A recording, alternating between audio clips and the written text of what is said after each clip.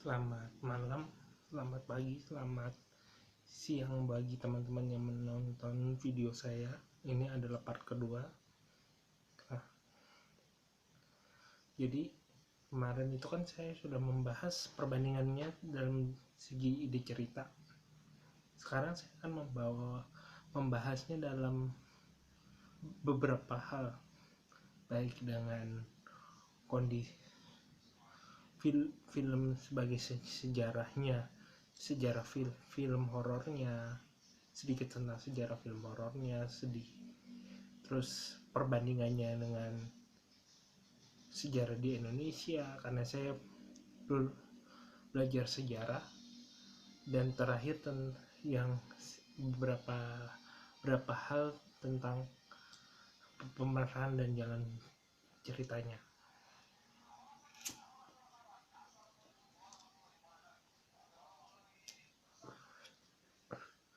Nanti kita kembali lagi ke awal, bahwasanya sebagai film ini adalah film yang ditahan penayangannya, karena awalnya si KKN Desa Penari sama Kuntilanak sempet mau tampilnya bulan Februari, tapi karena ada Spider-Man jadi ditunda jadi Maret. Jadi kan Maret. Tapi dalam perjalanannya sekarang kan Kuntilanak udah banyak yang tidak tayang lagi di beberapa bioskop di Indonesia. Sedangkan kawan di Desa Penari masih eksis hingga kalau dilihat dalam segi jumlah penontonnya, Kuntilanak itu sampai di angka 8 juta, Kuntilanak masih di angka 1 juta, di antara 1 juta 1,5 lah.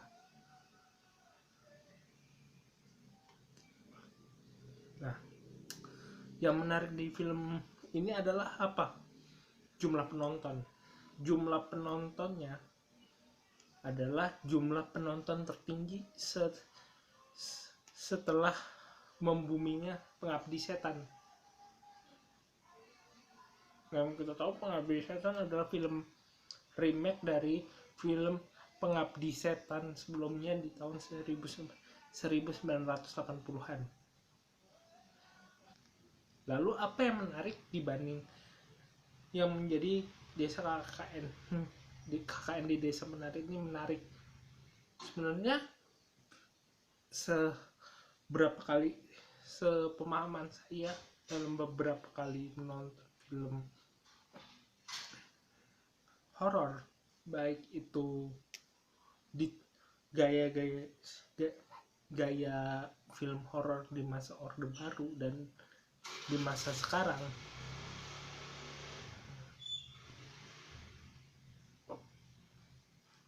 baik KKN di Desa Penari maupun Kuntilanak itu kan ada base yang sama. Pertama adalah base-nya adalah pesugihan. Baik KKN di Desa Penari mengangkat pesugihan.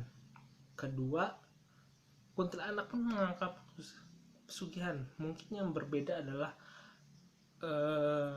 Kuntilanak itu yang diangkat keluarga Mangkujiwo dan hantu Kuntilanak sendiri, yang di dalam background film Kuntilanak sebelumnya, baik yang diperankan Susana dan beberapa artis lain, tidak pernah Kuntilanak dijadikan media pesugihan di dalam film ya. Tidak pernah film Kuntilanak itu dekat dengan pesugihan. Biasanya film Kuntilanak itu dekat dengan wajah-wajah film hantu yang membalas dendam, baik itu di film Telaga Angker yang diperankan Susana, Malam Satu Suro, hantu-hantu perempuan itu kan seperti itu. yang diangkat. Nah, yang menarik di film KKN di Desa Penari itu mengangkat yang umum di gaya-gaya film 80-an.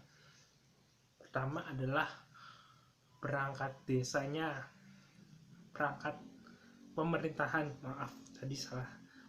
perangkat pemerintahan di KKN di Desa Penari itu sangat kental dengan gaya film-film horor Orde Baru. Yang diangkat itu paling tertingginya itu biasanya kepala desa. Nah, dari kepala desa ini kadang-kadang ada yang bisa memimpin dengan baik, ada yang tidak terlalu posisinya tidak terlalu kuat, yang menyebabkan ada orang yang di sebelah sih, ada orang yang nanti diturunkan dalam sebuah cerita, orang-orang yang tertindas dalam sistem ekonomi, sistem kemasyarakatnya. Contohnya Ratu Ilmu Hitam, film Santet 1 dan 2. Nah, yang jadi benang merah di dalam KKN di Desa Penari, kenapa itu ceritanya menarik dan mampu meraih banyak penonton, adalah kedekatannya seperti itu dan keunikannya dibanding Kuntilanak 3. Kuntilanak 3 bukan tidak menarik, sebagai cerita dia menarik karena mengangkat sebuah hal yang berbeda, sekolah yang bisa mengendalikan ilmu yang kekuatan yang lebih dari kekuatan seks, indera keenamnya. Berbeda dengan KKN Desa Penari, ada orang yang mempunyai indera keenamnya, tetapi memang kalau di KKN di Desa Penari ada satu orang yang lebih tinggi dan lebih ada orang yang roh penjaganya itu. Memang rokok lagi.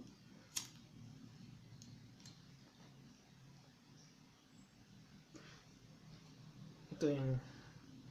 Nah, makanya jangan disalahkan kenapa walaupun ceritanya semua orang sudah tahu akhirnya, itu sama saja akan menarik. Kenapa sama saja akan menarik? Kayak gini, orang udah pernah nonton film Yoko, udah pernah nonton Pendekar Pemanah Raja Wali dari tahun 1980-an, misalnya dari TV 1980-an, terus dia udah nonton 2006, tidak menutup kemungkinan dia akan menonton tahun 2017. Kenapa?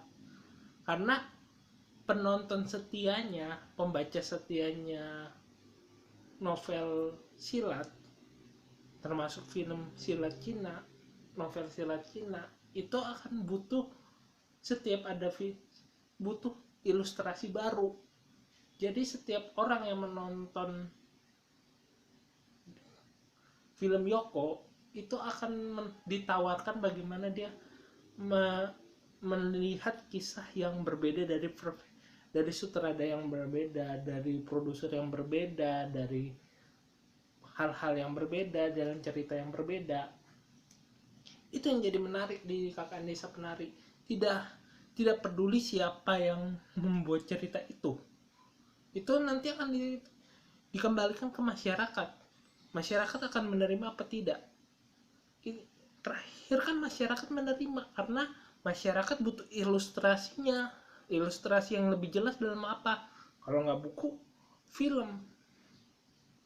Karena kan kita sudah tidak terlalu menarik lagi mungkin drama radio atau drama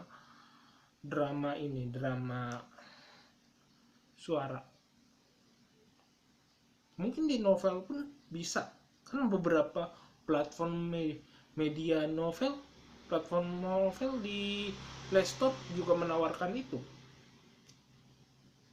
Jadi kan ilustrasinya yang didengar, kita bacanya bukunya seperti apa, ditampilin di film. Sama kayak kita nonton cerita Harry Potter itu yang jadi menarik.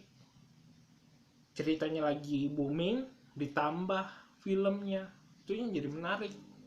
Meskipun tidak terlepas dari film, banyak banyak artis yang di Kuntilanak itu lebih banyak sudah makan asam garamnya film, dunia film.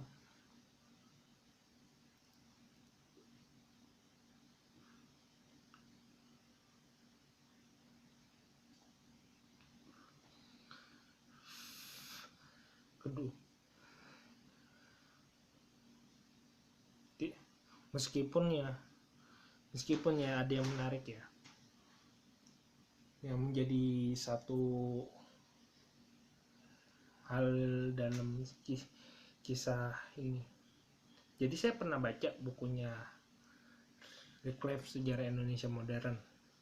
Saya baca Raden Komo, Sejarah Kebudayaan Indonesia. Jadi pada waktu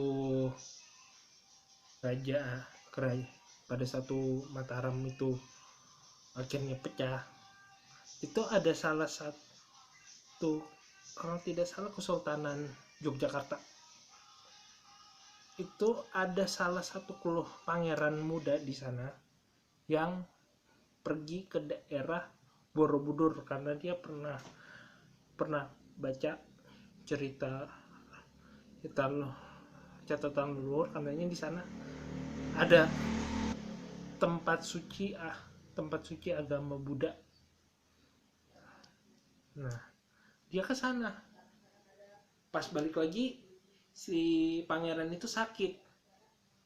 Nah, cerita pangeran itu sakit dan kemudian meninggal itu dicatat sama salah pujangga istana untuk dikisahkan sebagai catatan sejarah.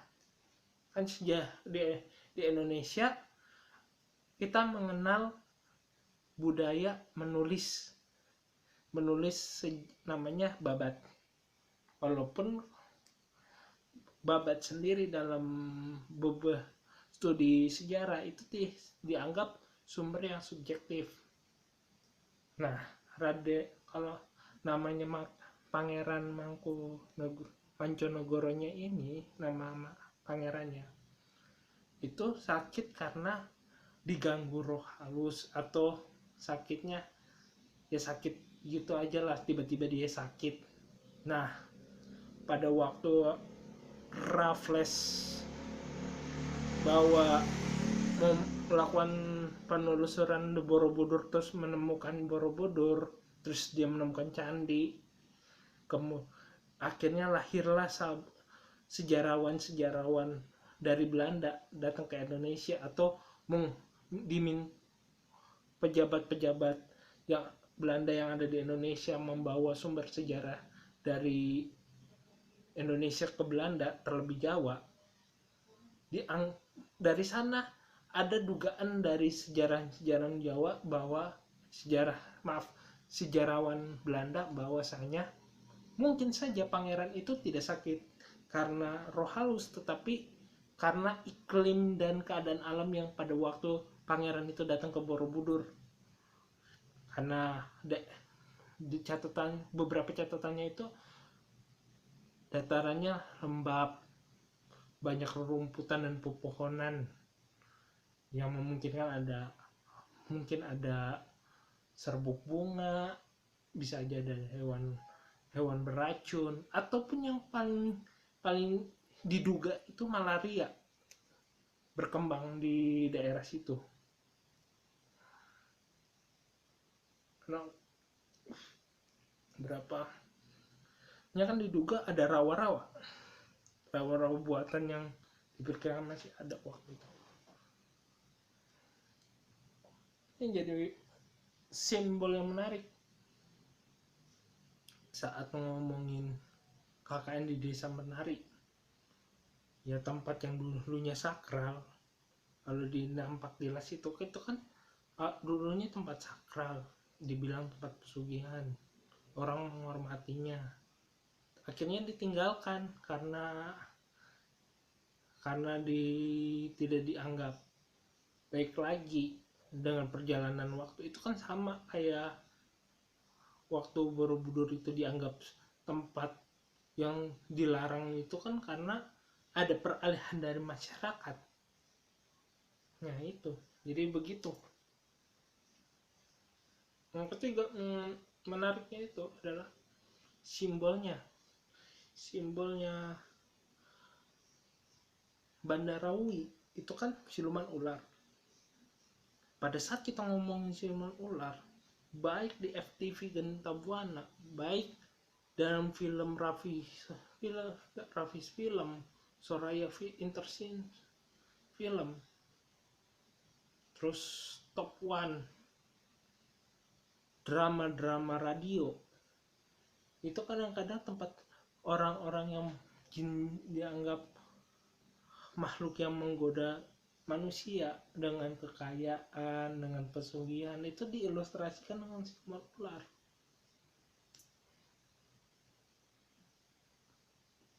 Bagaimana kan yang menarik dalam sebuah ide cerita, sebenarnya kan ada simbolnya yang itu yang dalam pemahaman orang tuh, kalau orang yang sering nonton film tuh, oh ini bisa itu ada simbol garis benang merahnya dari film Susana Nyeblorong, terus filmnya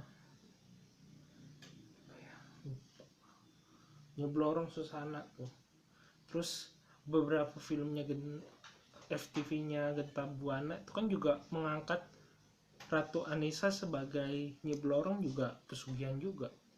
Itu kan jadi sebuah menarik bahwa pesugihan itu di Jawa sendiri sangat kental dengan siluman ularnya.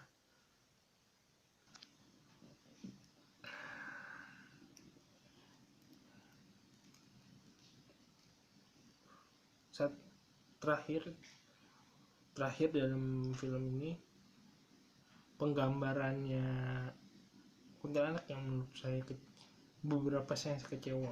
Pertama adalah pada saat freak itu, apa iya mas film bahasa anak SD ngomongin freak itu lebih bisa diterima dalam masyarakat. Kenapa nggak dia menggunakan bahasa aneh? Terus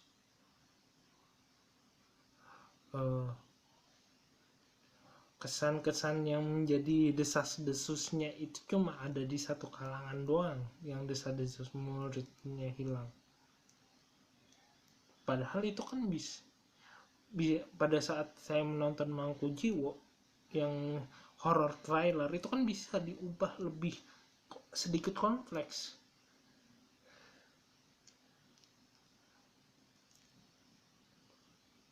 Karena kan ide film Kuntilanak dan Mangkujiwo itu kan punya MVP kan harus ya, setelah Mangkujiwo itu kan masyarakat kan banyak pertanyaan setelah Kuntilanak 2 ditambah Mangkujiwo yang banyak pertanyaannya, apakah saya ini menjadi akan lebih trailer atau lebih dragnya,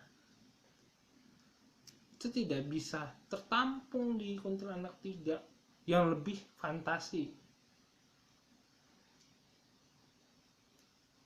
Terakhir pada saat mengusir rohnya itu, roh kuntilanaknya itu, masih pada saat kita nonton Misteri Gunung Merapi, terus kita nonton Misteri Nini Pelet atau Kaca Benggala, itu kan ada roh-roh yang atau dedemit yang atau siluman yang memang bisa diusir yang pakai kris. Itu kan kayak kita kaitkan sama pada saat filmnya Krisdayanti lagi, Susana itu kan waktu ada JV Wawarun tuh jadi santri atau jadi ustadz, itu dia buka kris, terus krisnya ada simbol apinya. Nah kalau di Kaca Benggala itu digantikan bahwa roh atau jin sendiri itu bakal mudah dilukain kalau kerisnya ditancapkan ke tanah. Padahal nama keris di Multivision sendiri kan namanya jagat bumi.